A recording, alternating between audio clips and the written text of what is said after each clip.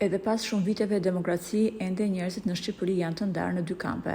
Ka nga ato që mendojnë se sistemi komunist ishte më i miri, ndërsa pjesa tjetër shprehet se sistemi demokratik është i duri për një shtet. Gjithsesi, përtej kësaj, pak veta e dinë se ai sistem ndau 10 familje, edhe pse burri dhe gruaja e donin shumë njëri tjetrin.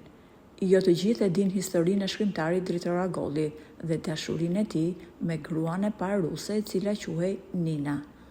Dritoroi kishte shkuar me studime në Rusi, aty ku u njoh me bukuroshën ruse, me të cilën më pas erdhi për të jetuar në Shqipëri.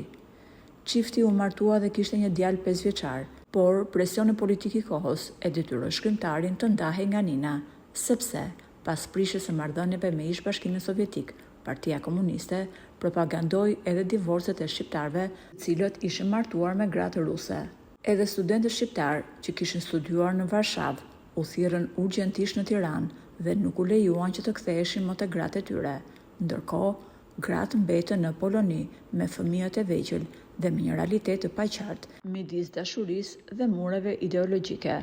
Pas shumë vitesh, është zbuluar letra që 3 gra nga Polonia i kanë drejtuar Enver Hoxhës, më konkretisht Barbara Tasi, Elisabeta Alibali dhe Francisca Nuria, u ulën për të shkruar një letër të përbashkët drejtuar babait të popullit shqiptar, Enver Hoxhës.